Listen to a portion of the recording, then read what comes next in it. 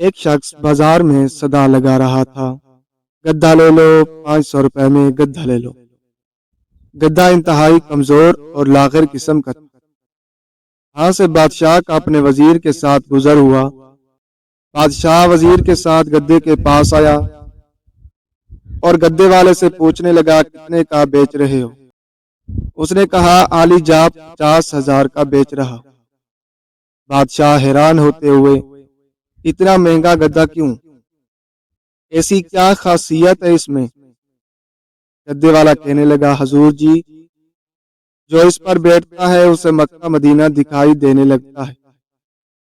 بادشاہ کو یقین نہ آیا اور کہنے لگا، اگر تمہاری بات سچ ہوئی ہم 1,00,000 کا خرید لیں گے، لیکن اگر جھوٹ ہوئی تو تمہارا سر قلم کر دیا جائے گا۔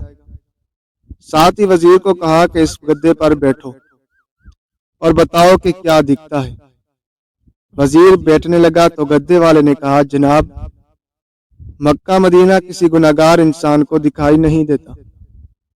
وزیر بولا، ہم گناہگار نہیں، ہٹو سامنے سے۔ اور وزیر گدھے پر بیٹھ گیا، لیکن کچھ دکھائی نہ دیا۔ اب سوچنے لگا کہ اگر سچ کہہ دیا تو بہت بدنامی ہوگی۔ اچانک چلایا، سبحان اللہ، ماشاء اللہ، الحمدللہ، کیا ہی خوب نظارہ ہے مکہ مدینے کا۔ بادشاہ نے تجسس میں کہا، ہٹو جلدی سے، ہمیں بھی دیکھنے دو، اور خود بھی گدھے پر بیٹھ گیا۔ دکھائی تو اسے بھی کچھ نہیں دیا، لیکن سلطانی جمہور کی شان کو مد نظر رکھتے ہوئے آنکھوں میں آنسو لے آیا اور کہنے لگا، واہ میرے مولا، واہ، سبحان اللہ، تیری قدرت کی کیا کہنے، کیا مقدس جانور ہے۔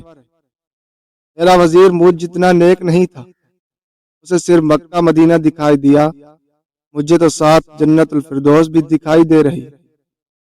یہی حال کچھ ہمارے معاشرے میں رہنے والے اور کچھ جعل سازوں اور مکاروں کا ہے، جنہوں نے دینی اصطلاحات اور دین کے نام پر فریب دینے کا بیڑا اٹھا رکھا ہے، اور سادہ لوگ عوام بھی اندھے کانے بن کر پیچھے چل پڑتے ہیں۔ اللہ ہمارا نگہبان ہو۔ اگر اس ویڈیو میں کسی بھی قسم کی کوئی غلطی ہو، ہم آپ سے معذرت خواہ ہیں۔ برائے مہربانی اس ویڈیو کے حوالے سے اپنی قیمتی رائے کا اظہار کمنٹ باکس میں کر سکتے ہیں۔ جزاک اللہ خیرہ، شکریہ۔